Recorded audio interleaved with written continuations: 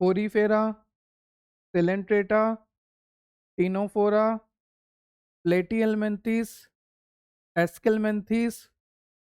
Sir याद है sir, एक सेकंड सर। एनिलिडा, आर्थ्रोपोडा, ऐसा कुछ ना सर, आर्थ्रोपोडा। ये है आम जिंदगी। अब देखो मेंटोस वाली जिंदगी। Porifera, Coelenterata, Ctenophora, Platyhelminthes, Aschelminthes, Annelida, Arthropoda, Mollusca, Echinodermata, Hemichordata, कोडेटा, सिविलोकोडेटा, यूरोकोडेटा। ये है मेंटोस जिंदगी। और इस चैनल से पढ़ने के बाद आपकी भी जिंदगी मेंटोस जिंदगी, आम जिंदगी से बिल्कुल अलग है ना। ये कोई स्पॉन्सर्ड नहीं है मेंटोस के द्वारा, बस ऐसे ही आपको याद करवाने के लिए बोल रहा हूँ। देखो आप भी ऐसे ही बोलोगे मेरी तरह। Porifera, Coelenterata, Ctenophora, Platyhelminthes, Aschelminthes, Annelida, Arthropoda, Mollusca, Echinodermata, Hemichordata, कोडेटा, सिविलोकोडेटा, यूरोकोडेटा, खत्म सारे फाइलम, ऐसे बोलोगे आप। जब आप इस चैप्टर को एंड करोगे, जब आप इस लेक्चर को एंड करोगे, तो इसी तरह से मेरी फ्रिक्वेंसी, मेरी फ्लुएंसी मैच कर पाओगे प्रैक्टिस से। ठीक है। आम जिंदगी तो नहीं जीनी ना? नहीं नहीं सर, बड़ी खतरनाक है। चलो, तो एनिमल किंगडम को स्टार्ट करने से पहले मैं आपका लूंगा एक छोटा सा टेस्ट। सर अभी हम कोई टेस्ट नहीं देने वाले। अरे सुनो तो सही।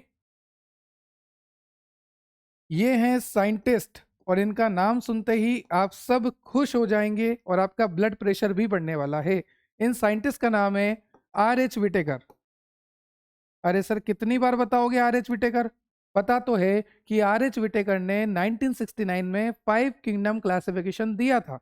मुझे पता है आपको पता है, पर जो नए बच्चे आए हैं ना उनके लिए बता रहा हूँ। देखो, R H विटेकर जो साइंटिस्ट थे, इन्होंने 1969 में 5 किंगडम क्लासिफिकेशन दिया था। कितना किंगडम? 5 किंगडम क्लासिफिकेशन दिया था। अब इन्हें पता था कि टोटल डिस्कवर्ड स्पीसीज है 1.7 से 1.8 मिलियन। ये हमने लिविंग वर्ल्ड में पढ़ा था कि अभी तक हमारे अर्थ पे टोटल डिस्कवर्ड स्पीसीज है 1.7 से लेकर 1.8 मिलियन। इतनी सारी स्पीसीज है, और इन सभी स्पीसीज को क्लासिफाई करने के लिए R H विटेकर ने दिया था 5 kingdoms classification in the year 1969। और इनके जो 5 किंगडम थे वो थे Monera, protista, fungi, plantae, animalia. और आप सभी को पता होगा मोनेरा में रखा था इन्होंने प्रोकैरियोट। प्रोकैरियोट का मतलब बैक्टीरिया। फिर आता है प्रोटिस्टा। प्रोटिस्टा में थी 5 category: chrysophytes, dinoflagellates, euglenoid, slime, mould, protozoan. फिर थी फंजाई। फंजाई में था 4 क्लासेस: फाइकोमाइसिटीज, एस्कोमाइसिटीज, बेसिडियोमाइसिटीज और ड्यूटेरोमाइसिटीज। ठीक है, ड्यूटेरोमाइसिटीज क्लियर। उसके बाद हमने पढ़ा था plant kingdom, chapter number 3 plant kingdom, जहां पर हमने देखा था एल्गी। और एल्गी को कहते थे थेलोफाइट्स, थेलोफाइटा। और एल्गी भी 3 तरह से: क्लोरोफाइसी, पियोफाइसी, रोडोफाइसी। तो यहां पर हमने पढ़ा था एल्गी। एल्गी को कहते हैं थेलोफाइटा। 3 तरह से थी: क्लोरोफाइसी, पियोफाइसी, रोडोफाइसी। क्लोरोफाइसी मतलब ग्रीन एल्गी, पियोफाइसी मतलब ब्राउन एल्गी, रोडोफाइसी मतलब रेड एल्गी। उसके बाद हमने पढ़ा था ब्रायोफाइट, टेरिडोफाइट, जिम्नोस्पर्म, एंजियोस्पर्म। ठीक है। उसके बाद आता है एनिमल किंगडम। और एनिमल किंगडम में आता है Porifera, Coelenterata, Ctenophora, Platyhelminthes, Aschelminthes, Annelida, Arthropoda, Mollusca, Echinodermata, Hemichordata, कोडेटा। कोडेटा में भी 2: सिफिलोकोडेटा, यूरोकोडेटा। क्या बात है सर, बहुत अच्छे से आपने हमें बताया, बहुत बहुत धन्यवाद आपका। यहाँ तक तो हमें याद है सर सारा। ये मोनेरा में आता है, प्रोटिस्टा में आता है, फंजाई हमें आता है, प्लांटी हमें आता है। हमें सीखना है सर एनिमल किंगडम। और सर हमें ये जानकर बेहद खुशी हुई कि इन भाई साहब ने 1969 में 5 किंगडम क्लासिफिकेशन दिया था। और इन्होंने क्यों दिया था? ताकि ये 1.7 से 1.8 मिलियन स्पीसीज जो अभी तक डिस्कवर्ड है अकॉर्डिंग टू एनसीईआरटी, अभी तक जो डिस्कवर्ड स्पीसीज है वो है 1.7 मिलियन से लेकर 1.8 मिलियन, 17 से 18 लाख जो स्पीसीज डिस्कवर्ड है उनको क्लासिफाई करने के लिए। तो इन्होंने काफी हद तक क्लासिफिकेशन करा।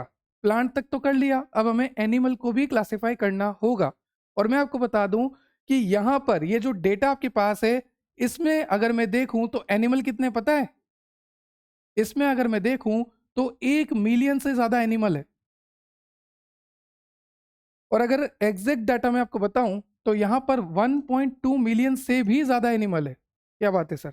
मतलब कि 1.7 से 1.8 मिलियन स्पीसीज में 1.2 मिलियन एनिमल्स है। हाँ सर, इतने तरह के एनिमल्स है क्या? 1.2 मिलियन स्पीसीज एनिमल्स की है, सोचो। बाप रे, इतने तरह के एनिमल है। देखो, आप खुद देखो, इनकी शेप, साइज, इनका बॉडी स्ट्रक्चर सब कुछ अलग है। कुछ इस तरह से हैं, कुछ इस तरह से हैं, कुछ इस तरह से हैं। देखो, सब कुछ अलग है। इनका बॉडी शेप देखो, इनका साइज देखो, इनका स्ट्रक्चर देखो, सब कुछ अलग है। किसी में सेक्सुअल रिप्रोडक्शन होता है, किसी में एसेक्सुअल रिप्रोडक्शन होता है, किसी में दोनों हो रहे हैं, सेक्सुअल भी हो रहा है, एसेक्सुअल भी हो रहा है। क्या बात है! कोई सिर्फ सेल से मिलकर बना है, किसी में टिश्यू बन गया है, किसी में ऑर्गन बन गया है, और किसी में तो बड़े बड़े ऑर्गन सिस्टम है। क्या बात है!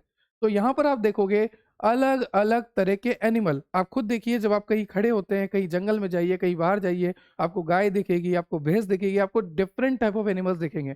घर में भी आप देखो, छिपकली दिखेगी आपको, कहीं ना कहीं घूमती हुई कुछ ना कुछ दिख जाएगा, कॉकरोच दिख जाएगा, अलग अलग तरह के आपको एनिमल्स दिखेंगे। फ्रॉग है, अर्थवॉर्म है, अलग अलग तरह के एनिमल्स आपके चारों तरफ है। और टोटल स्पीसीज कितनी एनिमल की? 1.2 मिलियन, और we can say more than 1.2 million species animal की है। और इतने सारे एनिमल है, इतने सारे एनिमल है, तो इनको क्लासिफाई तो करना पड़ेगा। क्योंकि कल को कोई नया एनिमल डिस्कवर्ड होता है, कोई नया एनिमल कल को डिस्कवर्ड हुआ, अब फिर इसको रखना भी पड़ेगा ना, उसको रखना पड़ेगा। किस क्लासिफिकेशन में रखोगे? तो क्लासिफिकेशन बेहद जरूरी है एनिमल का, ताकि एक ऑर्गेनाइज वे बन जाए, एक सिस्टमेटिक वे बन जाए, है ना। जैसे आप देखोगे, स्कूल स्कूल में भी अलग अलग क्लासेस होती है। Class first, class second, class third, class fourth, class fifth, class sixth, class seventh. अब ऐसा तो है नहीं क्लास सेकंड के बच्चे को क्लास 10th की किताबें पकड़ा दोगे, नहीं करोगे ना ऐसा। सबका अलग अलग क्लासिफिकेशन है। कुछ ना कुछ कैरेक्टरिस्टिक फीचर देखकर हमने सबको अलग अलग अलग अलग अलग अलग अलग अलग क्लासीफाई कर दिया। तो वैसे ही हम एनिमल्स को भी क्या करेंगे? अलग अलग क्लासीफाई करेंगे। तो जैसा कि आप देख सकते हैं, when we observe our surroundings we notice many different animal. जब हम हमारी सराउंडिंग्स को देखेंगे तो हमें पता लगेगा कि यार कितने तरह के एनिमल्स हैं, है ना। आगे देखो, this animal show different structure, different body form. इनकी स्ट्रक्चर भी अलग अलग है। कोई बेचारा इतना सा, कोई इतना बड़ा, है ना। एक तो अर्थवॉर्म है, एक हाथी है, जिराफ है, अरे बाप रे, लायन है, टाइगर है। तो इतने अलग अलग तरह की स्ट्रक्चर है, इतने अलग अलग तरह की स्पीसीज है। तो यहाँ पर हम बोल रहे हैं कि जब आप चारों तरफ देखोगे तो आपको अलग अलग तरह के एनिमल देखने को मिलेंगे। ये जो एनिमल है, ये स्ट्रक्चर में अलग होंगे, इनके बॉडी फॉर्म्स अलग होंगे, मतलब कि इनका फिजिकल शेप, कोई इतनू सा है, कोई इतना बड़ा है, कोई बहुत बड़ा है। ठीक है। फिर मैंने आपको बता दिया, मोर देन 1.2 मिलियन स्पीसीज जो है एनिमल की है। और because of this huge number we have to classify the animal. Classification is very very important now. Classification help us to group animal in a organized way. Classification जब हम करेंगे तो हम एनिमल को सही ग्रुप में रख सकते हैं। जैसे कि इसमें सेल सेल है ना, इसको इधर रख दो। इस तरह के एनिमल में टिश्यू है, टिश्यू वाले एनिमल इधर रख दो। ऑर्गन वाले एनिमल है, इधर रख दो। इनमें तो बढ़िया बढ़िया ऑर्गन सिस्टम है, इधर रख दो। तो अब सेल वाले जो भी होंगे उधर, टिश्यू वाले उधर, और ऑर्गन वाले इधर, और ऑर्गन सिस्टम वाले इधर। ठीक है। इसमें सेक्सुअल रिप्रोडक्शन होता है, इसको इधर रख दो।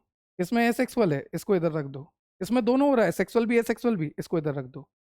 फिर कोई नया आया, सेक्सुअल वाला इधर डाल दो, एसेक्सुअल वाला इधर डाल दो, दोनों हो रहा है, इधर डाल दो। तो हमने क्या करा? हमने क्लासिफाई कर दिया। अब कोई नई एनिमल भी आएगी ना, या आएगा, तो उसको हम रख सकते हैं। हमारे पास डिफरेंट क्राइटेरिया होते हैं क्लासिफिकेशन के।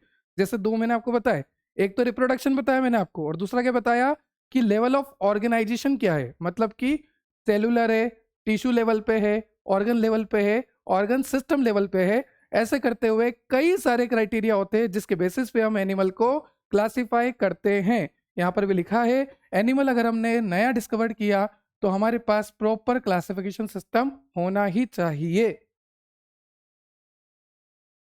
Animal show many difference in structure and body form, पर इन एनिमल्स में कुछ कॉमन कैरेक्टरिस्टिक्स होते हैं। जैसे कि ये एनिमल सारे सेक्सुअल रिप्रोडक्शन करते हैं, इनको सबको एक तरफ रख दो।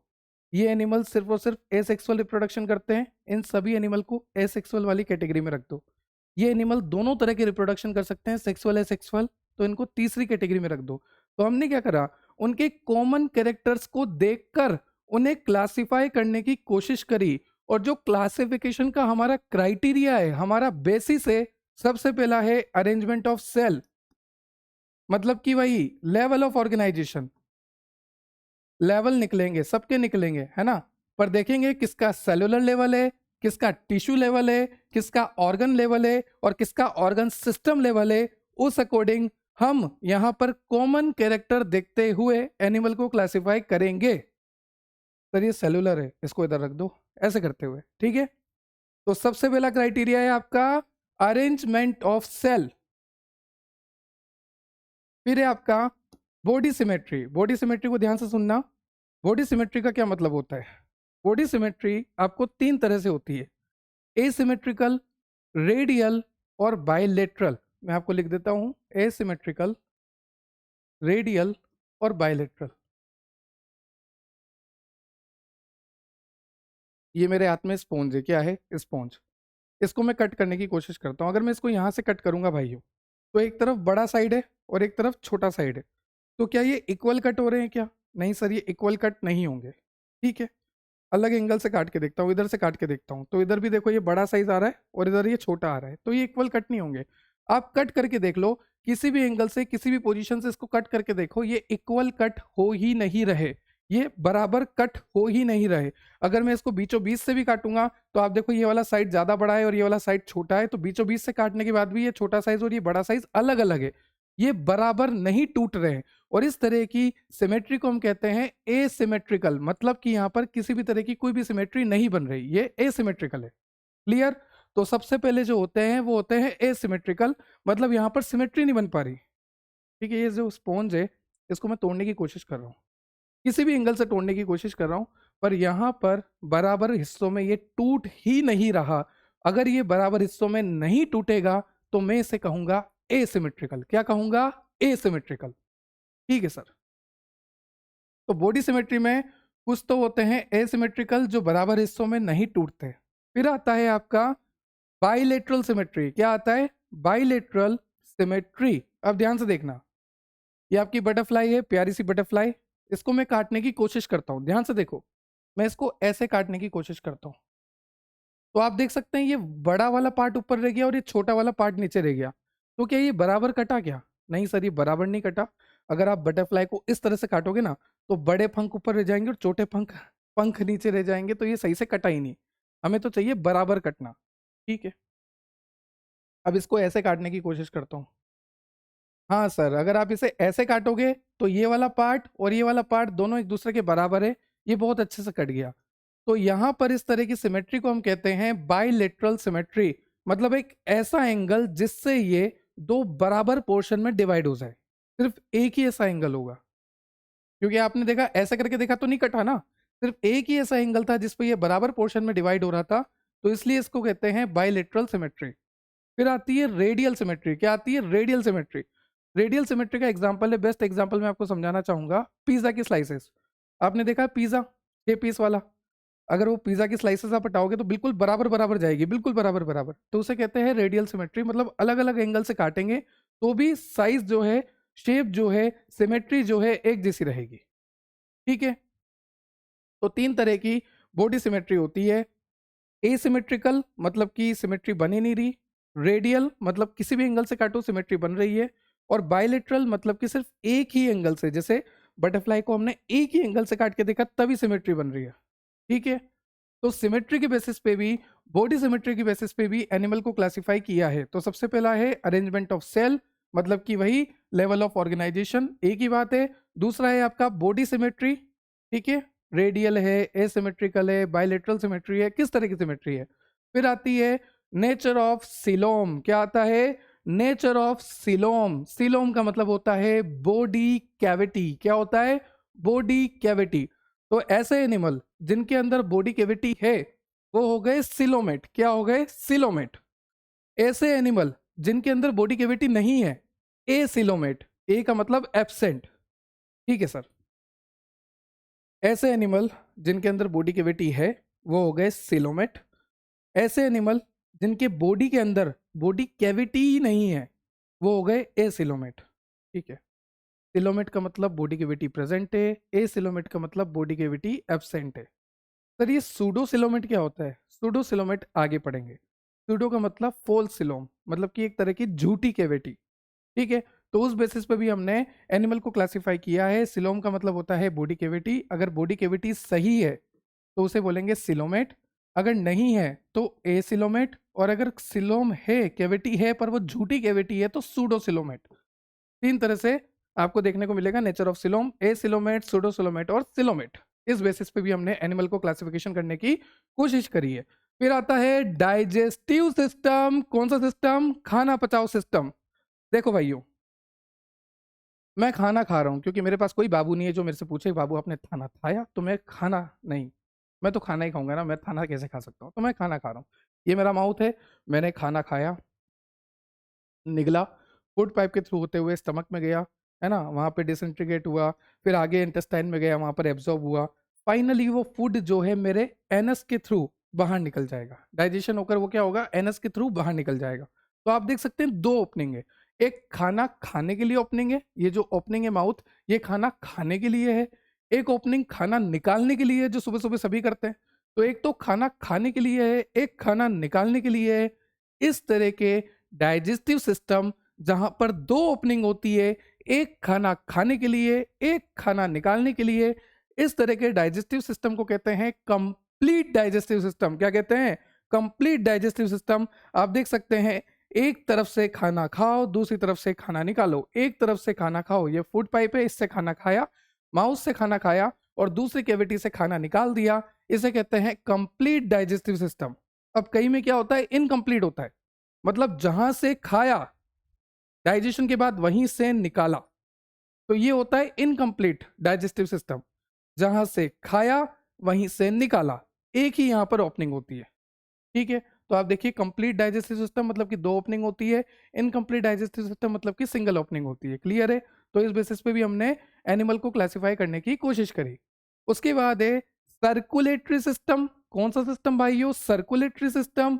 सर्कुलेटरी सिस्टम मतलब ब्लड से रिलेटेड। अब देखो ध्यान से सुनना, दो तरह के सर्कुलेटरी सिस्टम होते हैं, एक होता है ओपन, एक होता है क्लोज्ड। अब ओपन का मतलब क्या होता है? जैसे मान लीजिए ब्लड फ्लो हो रहा है, ये ब्लड फ्लो हो रहा है ना, ये ब्लड फ्लो हो रहा है, ब्लड बह रहा है, बह रहा है, खून बह रहा है ना बॉडी में।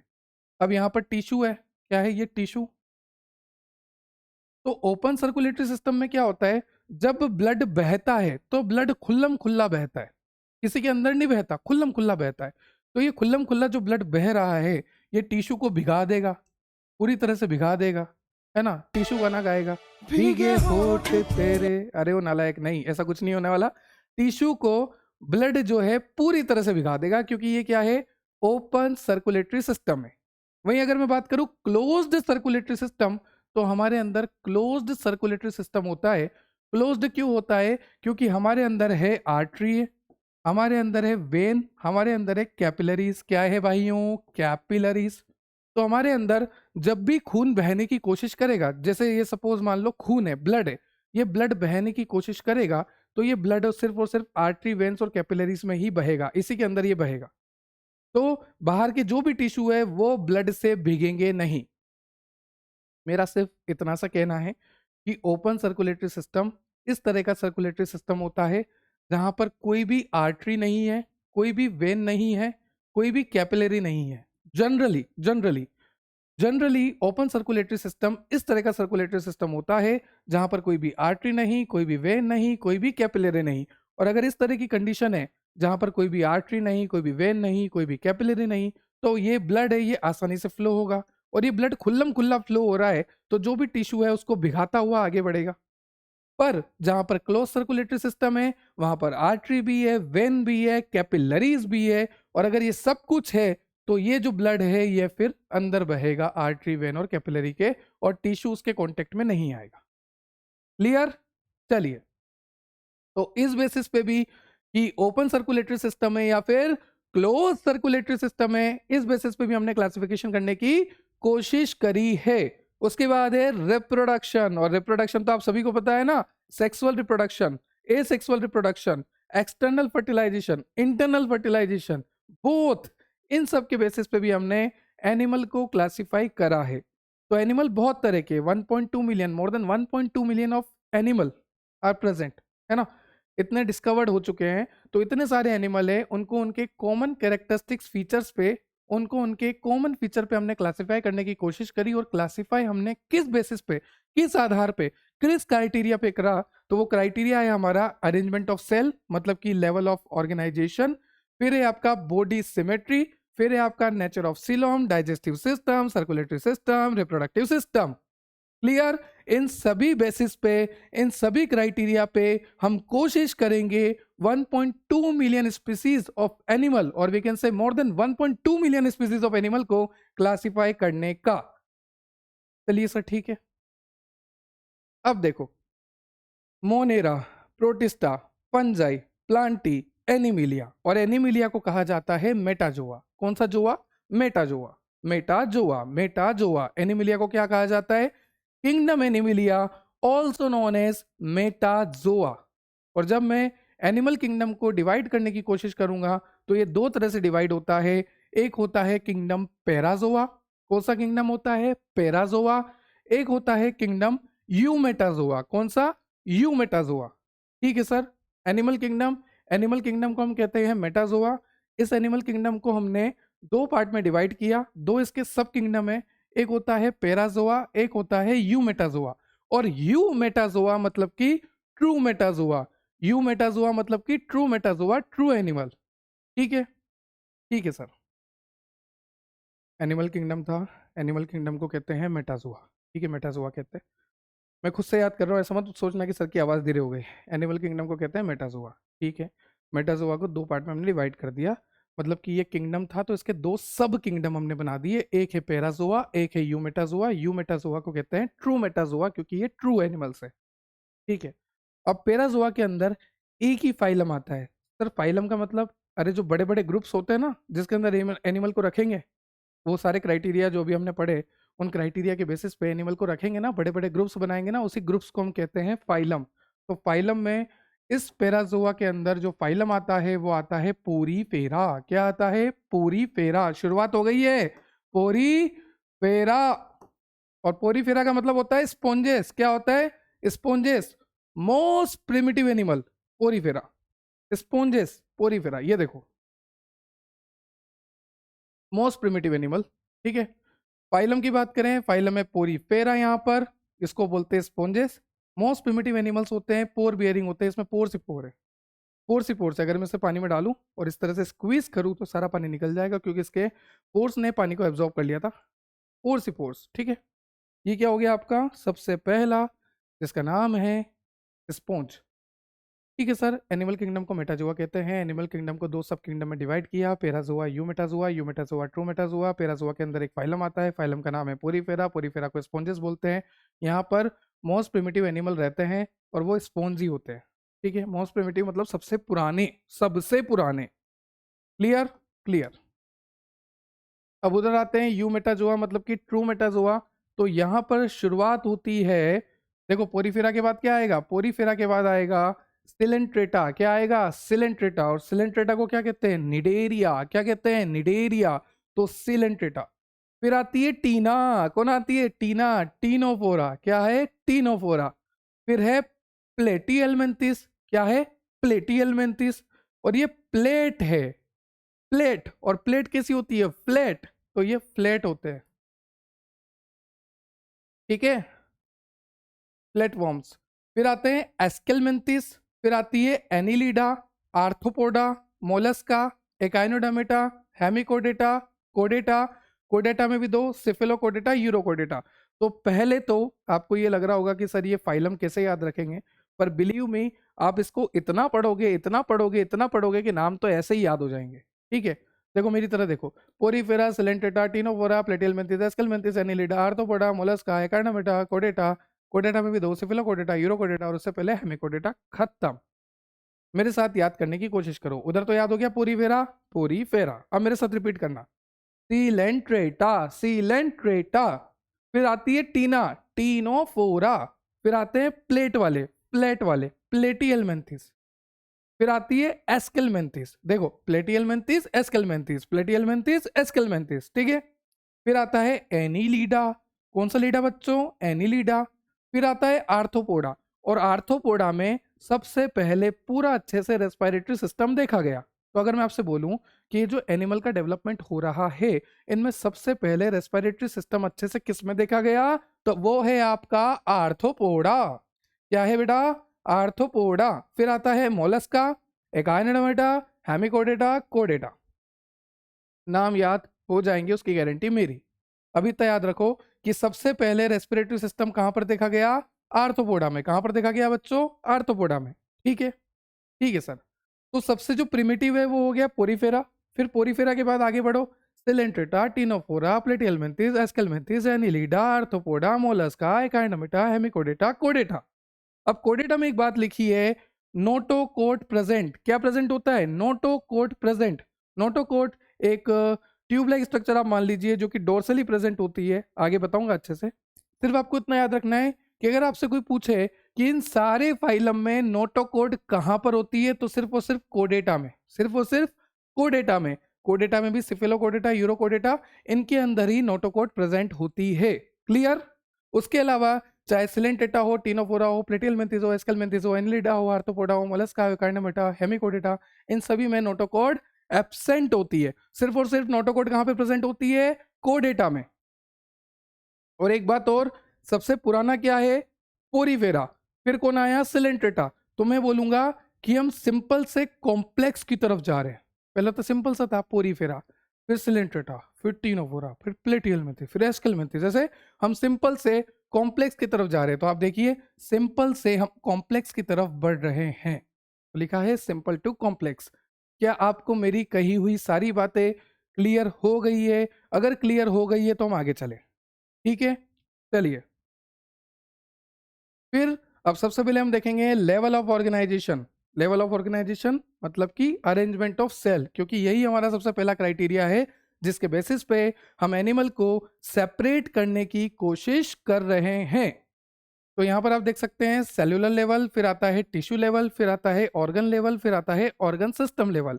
सेल्यूलर मतलब कि ये सेल्स जो हैं इस तरह से आपस में लूज एग्रीगेट बना रही है, एक टाइट एग्रीगेशन नहीं बना रही। टाइट एग्रीगेशन तो फिर टिश्यू हो जाएगा। ये जो सेल है आपस में लूज एग्रीगेट्स बना रही है, लूज एग्रीगेट्स बना रही है। और इन सभी सेल का अपना अपना फंक्शन है। इसमें किसी का डाइजेशन का फंक्शन है, किसी का एक्सक्रीशन का फंक्शन है, सभी का सेल का अपना अपना फंक्शन होता है। तो यहाँ पर लिखा है loose cell form the body, यहाँ पर जो है बॉडी बनाती है लूज सेल, ठीक है। और यहाँ पर लेबर लिखा है, लेबर का मतलब है सभी सेल का अपना अपना डिफरेंट फंक्शन है। क्लियर हुआ। तो यहाँ पर लूज एग्रीगेशन होता है सेल्यूलर लेवल पे, सेल लेवल पे। इसका एग्जांपल है पोरीफेरा, मोस्ट प्रिमिटिव स्पॉन्जेस। तो अगर मैं आपसे बोलूं सेल्यूलर लेवल ऑर्गेनाइजेशन किस में देखने को मिलेगा, तो आप बोलोगे सर जो मोस्ट प्रिमिटिव है उसमें देखने को मिलेगा, और वो है आपका पोरीफेरा। क्या है, पोरीफेरा मतलब कि स्पॉन्जेस। क्लियर। चलिए, उसके बाद आपका आता है टिश्यू लेवल ऑफ ऑर्गेनाइजेशन। अब इसको कैसे याद रखोगे, बहुत सारी सेल्स थी, बहुत सारी सेल्स थी। अब यहाँ पे देखिए इतनी सारी सेल्स थी, तो मैं निकाल लेता हूँ। ये इतनी सारी सेल्स थी, आपको दिख भी नहीं रही होगी, इतनी सारी सेल्स है। इन सभी सेल्स को मैंने एक साथ इकट्ठा कर दिया, टाइटली पैक कर दिया एक जैसी सेल्स को। तो ये क्या बन गया, आप टिश्यू बन गया। क्या बन गया, आप देखिए टिश्यू बन गया। तो मतलब सेल का गुच्छा, सेल को पास में ला जाओ, पास में लाते जाओ, पास में लाते जाओ, एक जैसी सेल मिलकर आपस में जुड़कर टिश्यू का फॉर्मेशन करेगी। किसका फॉर्मेशन करेगी, टिश्यू का फॉर्मेशन करेगी, ठीक है सर। तो ये है टिश्यू लेवल ऑर्गेनाइजेशन। और ऑब्वियसली ये इससे तो ज्यादा ही कॉम्प्लेक्स होगा, क्योंकि आगे बढ़ोगे तो कॉम्प्लेक्सिटी बढ़ रही है। तो यहां पर लिखा भी है cell arrange more complex than sponge. ये जो स्पॉन्ज था, ये जो पोरीफेरा था, इसमें तो बेचारे में लूजली सेल एग्रीगेट हो रही थी, है ना, लूज सेल एग्रीगेट हो रही थी, दूर दूर थी, सेल एग्रीगेशन था, दूर दूर था। पर यहाँ पर टिश्यू लेवल ऑर्गेनाइजेशन हो गया, मतलब कि एक जैसे सेल आपस में जुड़कर क्या बना रही है, टिश्यू बनानी है। तो ये है टिश्यू लेवल ऑफ ऑर्गेनाइजेशन। और इसके एग्जाम्पल आते हैं सिलेंट्रेटा और टीनोफोरा। और सिलेंट्रेटा को एक और नाम से जाना जाता है निडेरिया, ठीक है। ठीक है सर।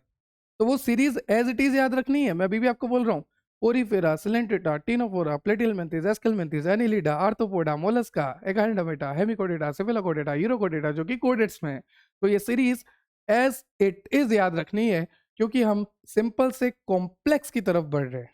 तो आप देखिए यहाँ पर भी सेलुलर लेवल किस में देखने को मिला था, सिर्फ और सिर्फ पोरीफेरा स्पॉन्जेस में। उसके बाद टिश्यू लेवल किस में देखने को मिला आपको, सिलेंट्रेटा और टिनोफोरा में। ठीक है, और टिश्यू लेवल के लिए एक लाइन लिखी एनसीईआरटी में कि जो टिश्यू लेवल होता है वो स्पॉन्जेस से ज्यादा कॉम्प्लेक्स होता है ऑब्वियसली। फिर टिश्यू से आगे बढ़ोगे, बनेगा ऑर्गन। ये सारे टिश्यू मिलाकर, ये जो छोटे छोटे टिश्यू है, ये सारे टिश्यू मिलाकर एक ऑर्गन बना लेते हैं। क्या बना लेते हैं, एक ऑर्गन बना लेते हैं। देखिए यहाँ पर ऑर्गन सिस्टम का फॉर्मेशन हो गया, ऑर्गन लेवल बन गया। तो ये जो ऑर्गन बना है ये किस में बनेगा, प्लेटीहेलमिंथेस में। किस में बनेगा, प्लेटीहेलमिंथेस में। ठीक है, प्लेटी मतलब फ्लैट, और हेलमिंथिस का मतलब होता है वॉर्म, तो फ्लैट वॉर्म। क्या बोलोगे, फ्लैट वॉर्म। तो प्लेटी मतलब फ्लैट, ऐसे याद रखो, प्लेटी फ्लैट, तो फ्लैट। और हेलमिंथिस का मतलब होता है वॉर्म, तो वॉर्म। तो प्लेटी हेलमिंथिस मतलब कि फ्लैट वॉर्म्स। क्या बनेगा इनमें, सबसे पहले ऑर्गन लेवल बनेगा। तो अगर आपसे कोई पूछे कि सबसे पहले ऑर्गन लेवल ऑफ ऑर्गेनाइजेशन किस में देखने को मिला, तो वो है आपका प्लेटीहेलमिंथेस। सबसे पहला टिश्यू लेवल ऑफ ऑर्गेनाइजेशन किस में देखने को मिला, तो वो है आपका सिलेंट्रेटा। सबसे पहले, या फिर आप बोल लीजिए सेलुलर लेवल ऑफ ऑर्गेनाइजेशन किस में देखने को मिला, तो वो है आपका पोरीफेरा स्पॉन्जेस। क्लियर। और उसके बाद अगर आपको कोई पूछे कि ऑर्गन सिस्टम लेवल ऑर्गेनाइजेशन किस में देखने को मिला शुरू में, तो शुरू में देखने को मिला एस्केलमेंथीज में। फिर एस्केलमेंथीज से Annelida, Arthropoda, Mollusca, Echinodermata, Hemichordata, Cephalochordata, Urochordata, चलता गया, ऑर्गन सिस्टम बनता गया। ठीक है, सबसे पहले ऑर्गन सिस्टम मतलब कि ऑर्गन आपस में इंटरकनेक्ट हो गए। तो ये जो ऑर्गन सिस्टम है ये सबसे पहले कहां पर देखने को मिला, तो ये है एस्केलमेंथीज में। ठीक है, उसके बाद आगे लिखा है एस्केलमेंथीज एंड हायर एनिमल। तो एस्केलमेंथीज के बाद एनिलिडा, आर्थ्रोपोडा, मोलस्का, एकाइनोडर्मेटा, कोडेटा, सिफेलोकोडेटा, यूरोकोडेटा, सभी में organ system level of organisation है। और जैसे जैसे आप आगे बढ़ते जाओगे ना, ऑर्गन का काम और कॉम्प्लेक्स होता जाएगा, एनिमल और कॉम्प्लेक्स होता जाएगा। तो एनसीईआरटी लिखती है show different level of complexity in different animal. Obviously शुरू में जो ऑर्गन सिस्टम बना था एस्केलमेंथीज में, वो ऑर्गन सिस्टम तो बना पर वो इतना कॉम्प्लेक्स नहीं था। पर जैसे जैसे एनिमल आगे बढ़ते गए, तो वहां पर लेवल ऑफ ऑर्गेनाइजेशन जो आपका ऑर्गन सिस्टम लेवल था उसमें कॉम्प्लेक्सिटी भी बढ़ती गई। ठीक है, चलिए। और हर ऑर्गन सिस्टम का अपना एक पर्टिकुलर फंक्शन होता है। They are interconnected with each other and doing a particular physiological function. Clear. उसके बाद है बॉडी प्लान। बॉडी प्लान का मतलब होता है कि ये जो हमारे सेल है, ये जो हमारे टिश्यू है, ये जो हमारे ऑर्गन्स है, ये किस तरह से अरेंज हो रहे हैं, किस तरह से हमारी बॉडी में अरेंज हो रहे हैं, उस बेसिस पे, बॉडी प्लान की बेसिस पे हमने एनिमल को क्लासिफाई किया है। तो एक तो है सेलुलर एग्रीगेट, सेल का गुच्छा, जो कि सिर्फ आपको पोरीफेरा में देखने को मिला था। ठीक है, उसके बाद होता है ब्लाइंड सेक। ब्लाइंड सेक का मतलब क्या होता है, मैंने आपको पहले ही बता दिया, एक ही एंट्री है, एक ही एंट्री बेचारे में। देखो, incomplete digestive system, single opening act as a both mouth and anus. यहीं से फूड पार्टिकल जाएगा, यहीं से फूड पार्टिकल जाएगा और यहीं से वेस्ट मटेरियल निकलेगा। तो ये एक सिंगल एंट्री है, इसको बोलते हैं ब्लाइंड सेक, अंधा है बेचारा। ठीक है, इसके एग्जाम्पल हो गए सीलेंट्रेटा, टीनोफोरा, प्लेटिहेलमिंथेस। क्या है भैया, सीलेंट्रेटा, टीनोफोरा, प्लेटिहेलमिंथेस। ठीक है, और प्लेट मतलब फ्लैट, हेलमिंथेस मतलब वॉर्म, तो फ्लैट वॉर्म। क्लियर। उसके बाद है ट्यूब विद इन ट्यूब। क्या है, ट्यूब विद इन ट्यूब, और इसको बोलते हैं कंप्लीट डाइजेस्टिव सिस्टम, क्योंकि यहाँ पर दो ओपनिंग है, एक फूड की एंट्री के लिए, फूड को एंटर कराने के लिए, एक एक्सक्रीटरी मटेरियल निकालने के लिए नहीं, मतलब कि डाइजेस्टिव सिस्टम का काम पूरा होने के बाद जो भी वेस्ट मटेरियल है उसको बाहर निकालने के लिए। तो यहाँ पर दो एंट्री है, एक इनलेट है, एक आउटलेट है, एक इनलेट है, एक आउटलेट है। ठीक है, क्लियर हुआ। तो ये कंप्लीट डाइजेस्टिव सिस्टम में टू सेपरेट ओपनिंग होती है, एक माउथ होता है, एक एनस होता है। एक के थ्रू फूड आएगा और एक के थ्रू बाहर निकलेगा वेस्ट मटेरियल, इसको कहते हैं ट्यूब विद इन ट्यूब। और ये मिला था सबसे पहले एस्केलमेंथीज में। कहां पे मिला था सबसे पहले, एस्केलमेंथीज में। तो अगर मैं आपसे पूछूं कि कंप्लीट डाइजेस्टिव सिस्टम सबसे पहले किस में देखने को मिला, एस्केलमेंथीज में। Tube within tube body plan किस में देखने को मिलता है, एस्केलमेंथीज में। और फिर आगे बढ़ता जाएगा, एस्केलमेंथेस, एनिलिडा, आर्थ्रोपोडा, मोलस्का, एकार्नामेटा, कोडेटा, सेफेलोकोडेटा, यूरोकोडेटा, ऐसे बढ़ता जाएगा। क्लियर? चलिए आगे चलते हैं। ये है आपका बॉडी प्लान, जहां पर आपने देखा cellular aggregate, blind sac, tube within tube. फिर नेक्स्ट आपको दे रखा है सर्कुलेटरी सिस्टम। मैंने आपको पहले ही बताया ओपन सर्कुलेशन का मतलब होता है कि यहाँ पर ब्लड खुल्लम खुल्ला बहेगा, और अगर ब्लड खुल्लम खुल्ला बह रहा है तो जो भी टिश्यू है वो पूरा भीग जाएगा। क्या हो जाएगा? भीग जाएगा। पर क्लोज सर्कुलेटरी सिस्टम में क्या हो रहा है कि ब्लड जो है इस आर्टरी, वेन्स और कैपिलरीज के अंदर बह रहा है, और अगर अंदर बह रहा है तो टिश्यू उसके कांटेक्ट में आएगा ही नहीं ब्लड। ठीक है, तो यहां पर साफ साफ बात है, कैपिलरी एब्सेंट है, आर्टरी एब्सेंट है, वेन एब्सेंट है, और यहां पर कैपिलरी प्रेजेंट है, आर्टरी प्रेजेंट है, वेन्स प्रेजेंट है। अब इसके एग्जांपल याद रखो कि ये जो ओपन सर्कुलेशन है ये कहां देखने को मिलेगा? ये ओपन सर्कुलेशन आपको देखने को मिलेगा आर्थ्रोपोडा में। कहां पर देखने को मिलेगा? आर्थ्रोपोडा में। आपको देखने को मिलेगा यूरोकोडेट्स में। कहां पर देखने को मिलेगा? यूरोकोडेट्स में। और साथ ही साथ आपको ओपन सर्कुलेशन देखने को मिलेगा नॉन सेफेलोपोड मोलस्क, जैसे कि स्नेल वगैरह। स्नेल होती है ना, तो वो होती है नॉन सेफेलोपोड मोलस्क, नॉन सेफेलोपोड मोलस्क। ठीक है, तो अगर मैं आपसे पूछूं ओपन सर्कुलेशन, तो आपको याद होना चाहिए आर्थ्रोपोडा में ओपन सर्कुलेशन होता है, नॉन सेफेलोपोड मोलस्क में ओपन सर्कुलेशन होता है, और यूरोकोडेट्स में भी ओपन सर्कुलेशन होता है। फिर मैं अगर आपसे बोलूं क्लोज सर्कुलेशन, तो आपको पता होना चाहिए क्लोज सर्कुलेशन का मतलब है कि टिश्यू एक्सपोज नहीं होगा, टिश्यू नहीं भीगेगा, यहाँ पर ब्लड जो है क्लोज्ड, मतलब कि आर्टरी, वेन और कैपिलरी में बहेगा। और इसके एग्जाम्पल है एनिलीड्स। क्या है? एनिलीड्स, कोडेट्स और सेफेलोपोड मोलस्क। ठीक है, अब एक बात ध्यान से सुन लो, अगर मैं आपसे पूछूं closed circulatory system, closed circulation सबसे पहले कहां पर पाया गया, तो वो है एनिलिड्स। क्या है? एनिलिड्स। बहुत इंपॉर्टेंट, ध्यान रखना। ठीक है, इस बेसिस पे भी हम एनिमल्स को क्लासिफाई करेंगे। फिर आती है सिमेट्री। सिमेट्री मैंने आपको बताया, मतलब कि अगर टूट नहीं रहा सही से, है ना, दो टुकड़ों में बराबर नहीं टूट रहा, नहीं कट रहा, तो वो एसिमेट्रिकल हो गया। अब देखिए, अगर मैं इसको यहाँ से काटना चाहूँ तो भी ये नहीं कटेगा सही से। अगर मैं इसको ऐसे काटूँ तो ये बड़ा पार्ट हो गया, ये छोटा पार्ट हो गया, नहीं हो पाएगा। तो मोस्ट पोरिफेरेंस जो स्पॉन्जेस होते हैं उनमें एसिमेट्री होती है, मतलब कि आप बराबर काट ही नहीं सकते। तभी मैं इसका एग्जाम्पल शुरू से दे रहा हूँ। ठीक है, स्पॉन्जेस। अरे वाह, काम आ रहा है स्पॉन्जेस। ठीक है, चलिए। Body can not be divided into two equal halves. यहाँ पर लिखा भी है कि जो बॉडी होती है स्पॉन्जेस की, वो दो इक्वल हाफ में डिवाइड नहीं हो पाती। और चाहे आप किसी भी प्लेन से काटो, चाहे आप सेंटर से काटो, किसी भी प्लेन से काटो, अगर आप काटने की कोशिश कर रहे हो फिर भी वो दो इक्वल हाफ में डिवाइड नहीं हो पा रही किसी भी एंगल से, तो वो हो गया एसिमेट्रिकल। फिर आता है बायलेटरल। मैंने आपको पहले ही बता दिया, तितली को 20 से काटो तो ये देखो बराबर कट गई, है ना, इधर का पार्ट और इधर का पार्ट बिल्कुल इक्वल है। पर अगर आप यहां से काटने की कोशिश करोगे तो ऊपर वाला बड़ा पार्ट है, नीचे वाला छोटा पार्ट है, नहीं कटेगा। तो सिर्फ एक ही ऐसा एंगल है जहां से आप इक्वल सिमेट्री में काट सकते हो। तो यहां पर लिखा है organism can be divided into two equal half only by one plane. सिर्फ एक ही ऐसा प्लेन है जिससे अगर आप काटोगे तो दो बराबर टुकड़ों में ये बटेगा।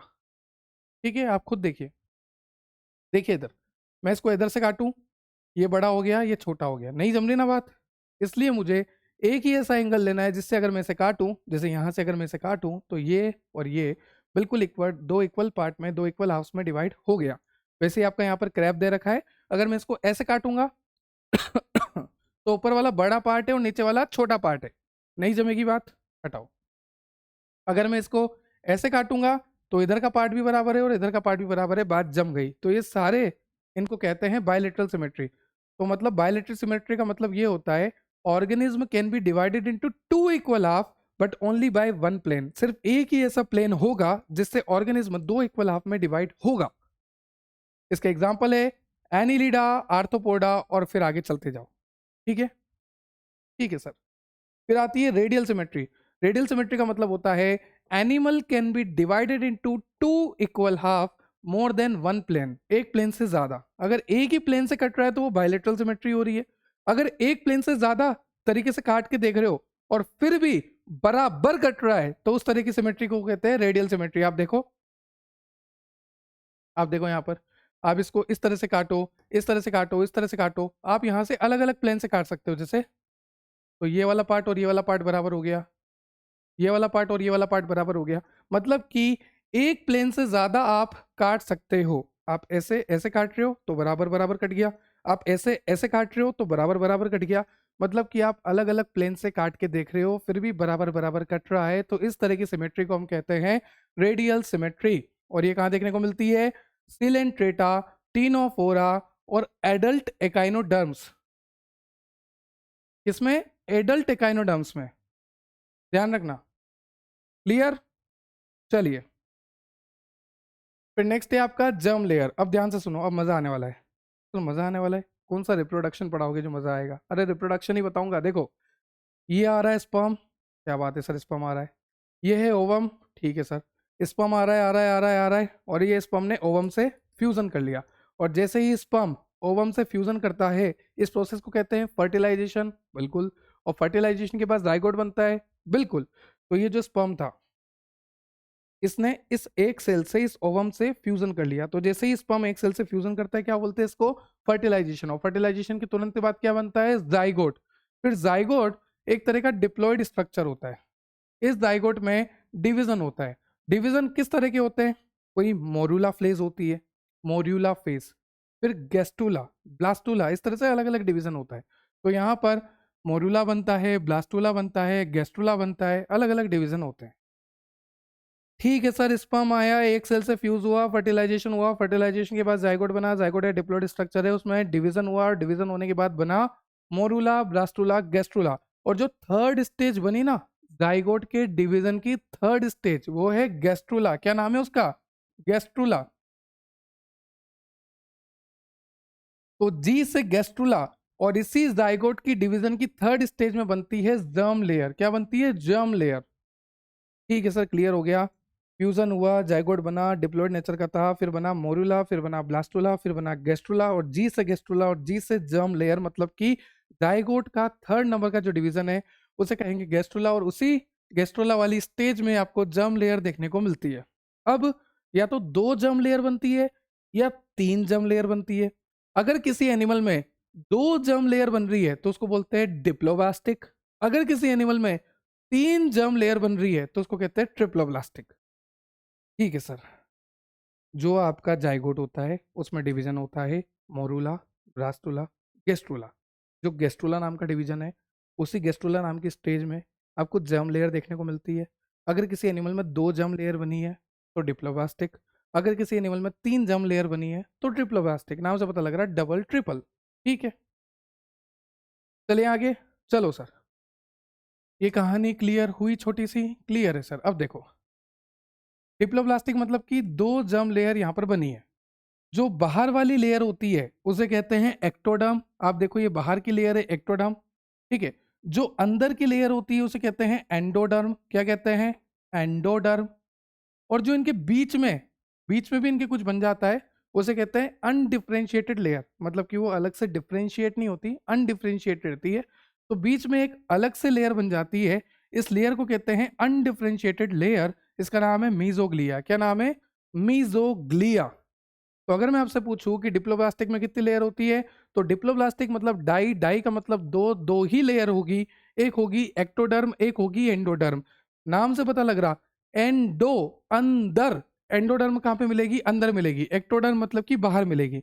अब इस एक्टोडर्म जो कि बाहर मिलती है, एंडोडर्म जो कि अंदर मिलती है, इनके बीच में एक अनडिफरेंशिएटेड लेयर होती है, और इसी को कहते हैं मीजोग्लिया। क्या कहते हैं? मीजोग्लिया। तो mesoglea is a undifferentiated layer found between ecto and endo. आप देख सकते हैं, दिस इज एक्टो बाहर का, दिस इज एंडो अंदर का, और इसके बीच में एक अनडिफरेंशिएटेड लेयर है जिसको कहते हैं मीजोग्लिया, जो कि नॉन सेलुलर होती है। ठीक है, ये देखने को मिलता है पोरीफेरा, सिलेंट्रेटा, टीनोफोरा। कहाँ कहाँ पर? पोरीफेरा, सिलेंट्रेटा, टीनोफोरा, ये सभी कैसे होते हैं? डिप्लोब्लास्टिक। मतलब कि यहाँ पर दो जर्म लेयर का फॉर्मेशन होता है, एक्टोडर्म, एंडोडर्म, और यहाँ पर बीच में आपको एक अनडिफरेंशिएटेड लेयर देखने को मिलती है जिसका नाम है मीजोग्लिया। क्लियर? तो यहाँ पर मैं कह सकता हूँ ये जो एनिमल्स है इनकी पूरी बॉडी बनी होती है दो ही जर्म लेयर से, दो ही एम्ब्रियोनिक लेयर से। एम्ब्रियोनिक क्यों बोल रहे हैं? क्योंकि अब जाइगोट के बाद एम्ब्रियो ही तो बनता है, तो एम्ब्रियोनिक लेयर। ठीक है। फिर आप देखिए ट्रिप्लोब्लास्टिक, मतलब कि 3 लेयर बनेगी, एक्टो, एंडो। एक्टो तो बाहर की हो गई, एंडो अंदर की हो गई, एक बनेगी मेजोडर्म जो कि बीचों बीच रहती है। तो ध्यान से देखना, ये ए वाला डायग्राम है, इसमें आपको एक्टोडर्म दिखा रखा है बाहर की लेयर, एंडोडर्म दिखा रखी है अंदर की लेयर, और बीच में मीजोग्लिया दिखा रखा है। और मीजोग्लिया कहाँ मिलता है? डिप्लोब्लास्टिक। तो ये हो गया डिप्लोब्लास्टिक, ठीक है। अब देखो ये बी वाला डायग्राम देखो, बाहर की लेयर क्या कह दी? एक्टोडर्म। अंदर की लेयर क्या कह दी? एंडोडर्म। और एक्टोडर्म और एंडोडर्म के बीच में यहाँ पर आपको एक और लेयर दिखा रखी है जो कि बढ़िया से सेल डिफरेंशिएटेड है जिसके, वो हो गई मीजोडर्म। तो ये हो गया ट्रिप्लोब्लास्टिक, ये हो गया डिप्लोब्लास्टिक। एनसीईआरटी का डायग्राम है, क्लियर है। नेक्स्ट आपको यहाँ पर बता रखा है सिलोम के बारे में। अब ध्यान से देखिएगा, मैं ये आपके सामने खड़ा हूँ, ठीक है, एक बार बना भी लेता हूँ कि मैं यहाँ पे खड़ा हूँ ना, मैं यहाँ पे खड़ा हूँ, ठीक है। ये मेरी स्ट्रक्चर मान लो, इस तरह से मैं यहाँ पे खड़ा हूँ, ठीक है। अब देखो ये क्या है मेरी, सबसे पहले this is body wall, this is my body wall, clear. और उसके अंदर बीचों बीच में बनाऊंगा एलिमेंट्री कैनाल।